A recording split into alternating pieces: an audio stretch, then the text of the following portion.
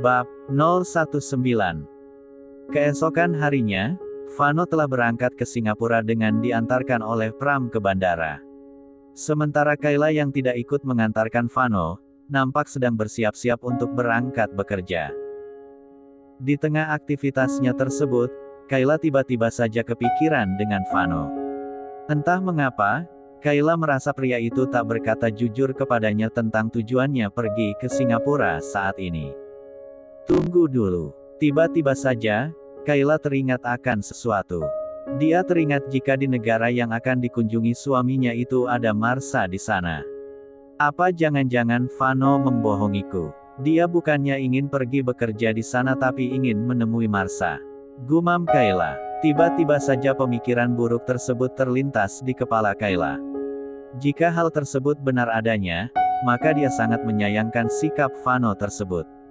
Pasalnya, Vano sampai berniat membohongi dirinya padahal dia tidak akan mempermasalahkan jika Vano benar akan menemui Marsha.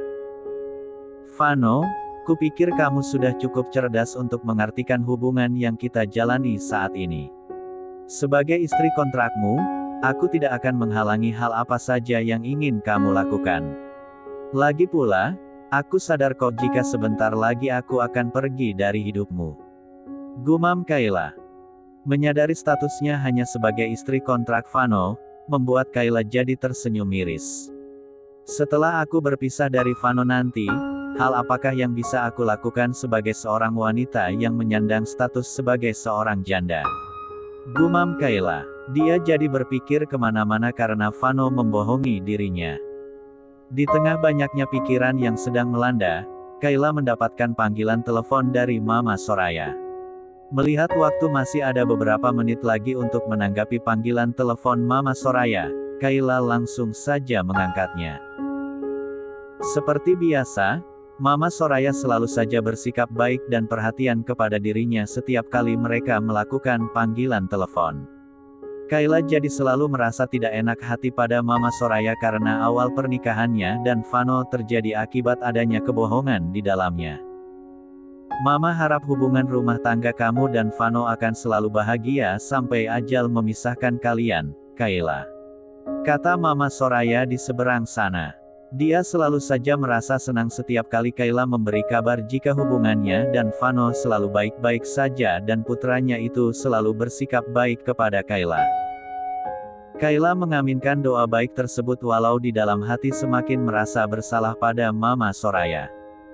Seusai panggilan telepon terputus, Kayla buru-buru berangkat bekerja. Sementara Mama Soraya memutuskan untuk menghubungi putranya untuk memastikan apakah perjalanan Vano ke Singapura saat ini murni untuk urusan pekerjaan atau tidak. Bagaimana? Apakah Vano mengangkat telepon dari Mama? Tanya Jenna yang sejak tadi menunggu jawaban dari sang kakak. Tak berbeda dengan Mama Soraya, Jenna pun ingin memastikan jika sang kakak tidak berbohong dengan alasannya pergi ke Singapura saat ini. Mama Soraya menggelengkan kepala. Sepertinya kakak kamu masih di perjalanan sehingga gak bisa angkat telepon Mama. Balas Mama Soraya. Wanita itu tetap saja berpikiran positif kepada putranya. Jenna menganggukkan kepala. Respon yang ia tunjukkan saat ini seakan menyetujui pendapat Mama Soraya. Kenapa aku merasa akhir-akhir ini ada yang tidak beres pada Vano ya? Batin Mama Soraya berkata. Sebagai seorang ibu, Mama Soraya selalu dapat merasakan hal yang tidak beres pada anak-anaknya. Mama Soraya pun berharap jika apa yang ia pikirkan saat ini hanyalah perasaannya saja. Beberapa waktu berlalu, Vano telah tiba di Singapura. Hal pertama yang ia lakukan setelah tiba di sana adalah menemui Marsha yang ia ketahui tengah berada di apartemennya saat ini. Setibanya di sana, Vano tak mendapatkan sambutan hangat dari Marsha yang sudah mengetahui kedatangannya. Yang ia dapatkan dari Marsha adalah wajah masam wanita itu. Kenapa kamu datang ke sini? Aku pikir kamu gak memperdulikan aku lagi. Kata Marsha tanpa menatap wajah Vano. Vano menghela napas. Dia tak mempermasalahkan reaksi yang Marsha tunjukkan saat ini. Vano mengerti jika sikap Marsha saat ini terjadi akibat kesalahannya. Dengan langkah lebar, Vano mendekati kekasihnya itu namun tak langsung memeluknya seperti biasanya. Entahlah, tangan Vano terasa sangat berat untuk terulur memeluk tubuh Marsha. Lihatlah, dia bahkan tidak mau memelukku, kata Marsha dalam hati. Amarah di dalam hatinya semakin bertambah saja karena Vano tidak memeluknya padahal mereka sudah sangat lama tidak bertemu. Akibat rasa sebal yang semakin melanda, Marsha pun mengalihkan pandangannya dari Vano. Marsha, maafin aku ya karena baru bisa samperin kamu ke sini sekarang, kata Vano. Marsha bergeming. Dia merasa malas untuk merespon perkataan Vano. Vano dapat mengetahui salah satu alasan Marsha tidak mau merespon dirinya karena apa. Mau tidak mau, dia pun melakukan hal yang Marsha inginkan saat ini. Maafin aku ya sayang, kata Vano yang kini sudah memeluk tubuh Marsha. Sepertinya hal inilah yang sangat Marsha inginkan saat ini. Terbukti wanita itu langsung luluh dan balik memeluk tubuh Vano. Jika biasanya perasaan Vano akan merasa tenang saat memeluk tubuh Marsha, kini justru berbeda. Vano justru merasa sangat bersalah pada Kayla karena sudah memeluk wanita lain. Maafkan aku, Kayla, aku tahu apa yang aku lakukan ini salah, gumam Vano dalam hati. Walau pernikahannya dan Marsha akan berakhir sebentar lagi, tapi setidaknya Vano masih sadar diri untuk membatasi dirinya dari Marsha karena saat ini dia sudah beristri dan Marsha bukanlah wanita yang mahram untuknya. Tak lama, Vano melepaskan dekapan tangannya di tubuh Marsha. Dia mencoba memasang wajah tenang walau di dalam hati perasaan bersalah tersebut masih ada. Kamu tahu udah buat aku kecewa kan? Tanya Marsha. Pelukan Vano yang terasa menghangatkan hati dan tubuhnya membuat Marsha tak sanggup lagi untuk mengacuhkan pria itu. Aku tahu, makanya aku datang ke sini untuk meminta maaf dan melepas rindu padamu. Semakin hangat saja perasaan Marsha mendengarnya. Walaupun dia merasa bahagia dengan hidup yang ia jalani saat ini. Namun tetap saja kebahagiaannya itu tidak terasa lengkap karena tidak ada Vano di dekatnya selama setahun belakangan ini. Aku mau marah sama kamu, tapi aku gak bisa melakukannya karena rasa cinta aku sama kamu lebih besar dari rasa kecewaku, kata Marsha sambil menitikkan air mata. Rasa bersalah yang awalnya Vano rasakan pada Kayla, kini berpindah pada Marsha. Vano merasa amat bersalah kepada Marsha karena sudah menduakan wanita itu di saat Marsha masih sangat mencintai dan setia kepada dirinya. Andai saja kamu mengetahui yang sebenarnya, apa kamu masih bisa mengatakan cinta kepadaku, Marsha? Tanya Vano. Rasanya hal tersebut sangat tidak mungkin bisa terjadi mengingat kesalahan yang ia buat sangatlah fatal dan sepertinya tidak bisa ditolerir oleh Marsha. Kuharap kamu bisa mengerti jika aku melakukan ini semua karena terpaksa. Aku memang sangat mencintai kamu seperti halnya kamu mencintai aku. Tapi di balik itu semua, aku lebih sangat mencintai orang tuaku dan tidak ingin membuat orang tuaku jadi terluka, gumam Vano dalam hati. Karena terlalu fokus pada Marsha selama berada di negara Singapura, Vano sama sekali tidak memberikan kabar pada Kayla. Jangankan pada Kayla, Vano bahkan mengabaikan panggilan telepon dari sang mama karena dia takut akan berdusta jika terlibat percakapan dengan ibunya itu. Kayla yang tak mendapatkan kabar dari Vano hingga hari ketiga pun tak merasa berkecil hati. Dia cukup berbesar hati menanggapi hal tersebut dan sadar diri jika Vano bukanlah miliknya sepenuhnya. Di tengah kabar Vano yang tak kunjung Kayla dapatkan, wanita itu kembali mendapatkan gangguan dari keluarga ibu tirinya. Kali ini bukan adik tirinya yang bergerak mengganggu dirinya, tapi ibu tirinya langsung. Hal tersebut pun membuat Kayla sangat terganggu. Kalau kamu gak mau nurutin permintaan ibu, maka rumah masa kecil kamu yang akan menjadi jaminannya, tegas Bu Maria. Kali ini dia tidak akan kalah dari Kayla seperti halnya yang terjadi pada Arnetta. Kayla menghela napas dalam. Lagi-lagi rumah masa kecilnya yang dijadikan umpan oleh ibu tirinya. Kenapa bisa begitu, Bu? Bukannya aku sudah melunaskannya? Tanya Kayla. Tentu saja bisa karena ibu sudah menggadaikan surat rumah itu lagi pada rentenir. Kamu bisa bayangkan sendiri kan bagaimana jadinya bila ibu gak bisa lunasin hutang pada rentenir nantinya. Tanya Bu Maria. Otak cerdas Kayla mulai bekerja dengan cepat. Dia sudah dapat menangkap maksud perkataan ibunya itu. Aku tahu. Dan mulai sekarang, aku gak peduli lagi dengan hal itu. Jika nantinya rumah itu diambil oleh rentenir akibat ulah ibu, maka aku akan mengikhlaskannya. Toh sekarang aku udah gak dibolehin lagi untuk tinggal di sana. Maka untuk apa aku mempertahankannya lagi? Balas Kayla. Bu Maria terkesiap mendengar jawaban dari Kayla. Tidak ia sangka jika Kayla akan menjawab pertanyaannya seperti itu. Tadinya, Bu Maria pikir Kayla akan terpengaruh seperti waktu itu dan berupaya mencarikan uang untuk menebus surat rumah mereka. Apa kamu yakin, Kayla? Rumah itu rumah masa kecil kamu, loh. Bu Maria mencoba memprovokasi. Aku yakin, apapun yang berurusan dengan rumah itu, bukanlah urusan aku lagi.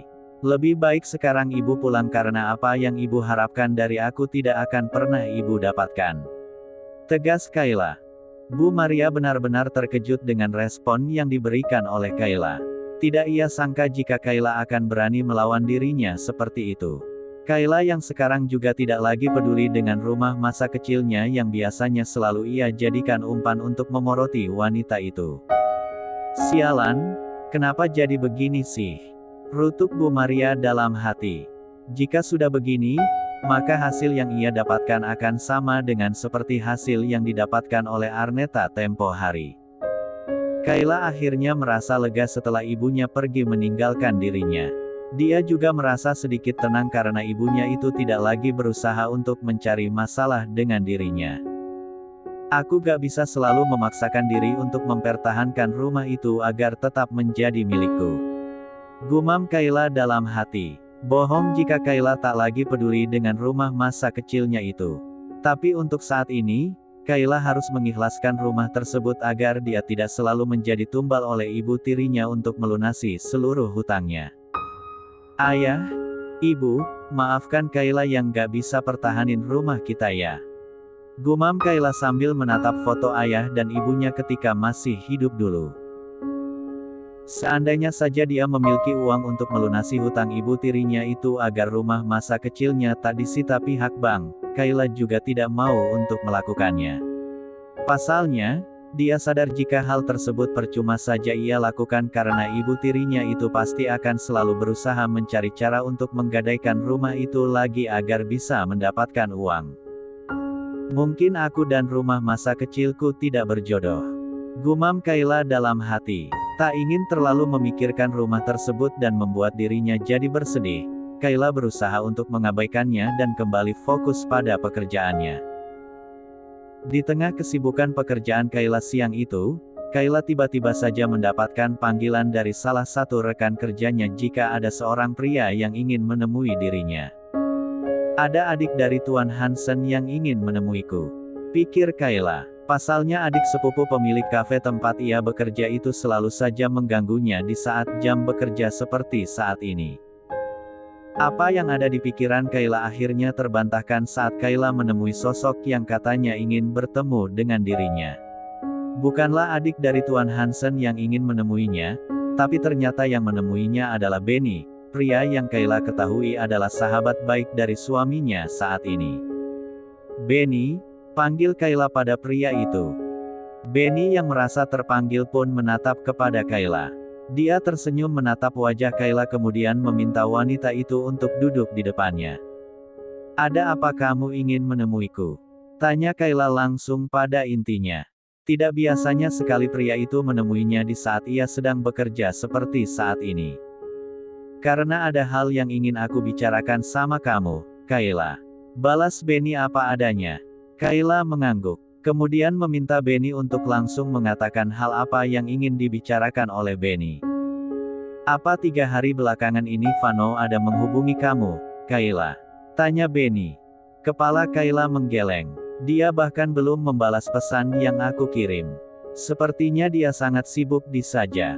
Balas Kayla. Benny terdiam beberapa saat. Kasihan sekali pikirnya nasib Kayla.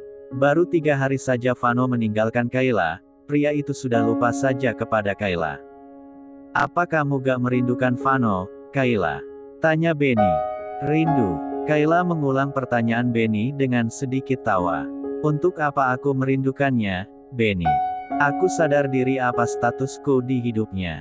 Tidak pantas sekali rasanya jika aku merindukan pria yang sebentar lagi hanya berstatus sebagai mantan suamiku. Jawaban yang diberikan Kayla berhasil membuat Benny jadi tertegun. Dia merasa salut pada Kayla yang begitu tegar menghadapi setiap masalah hidup yang terjadi kepada dirinya.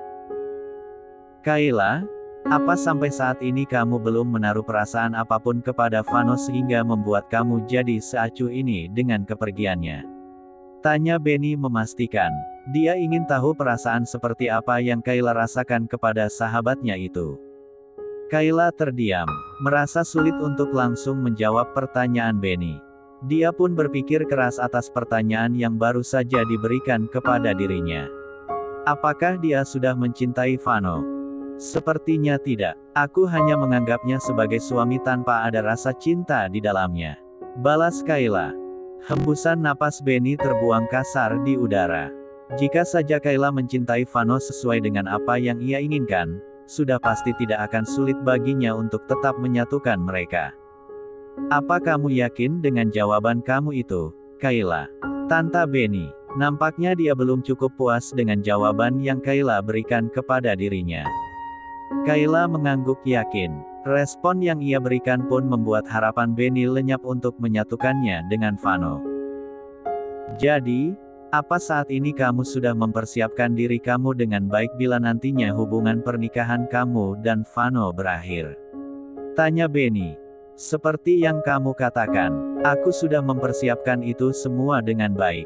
Balas Kayla seadanya. Benny tak dapat berkata-kata. Pupus sudah harapannya untuk menyatukan Vano dan Kayla. Jika Vano masih mencintai Marsha sampai saat ini, sedangkan Kayla belum menaruh cinta barang sedikit saja untuk Vano. Jadi tujuan kamu datang menemuiku saat ini hanya untuk memastikan hal itu saja? Tanya Kayla.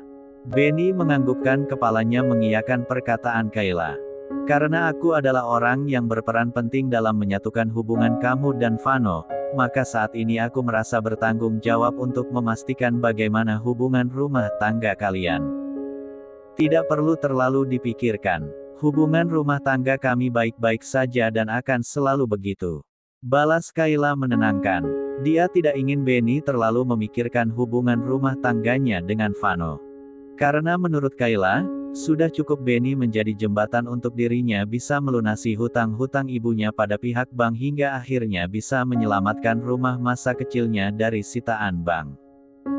Mendengar jawaban Kayla baru saja, membuat Benny akhirnya mengiyakan perkataan Kayla. Benny tidak ingin jadi terkesan ikut campur dengan urusan Kayla dan Vano.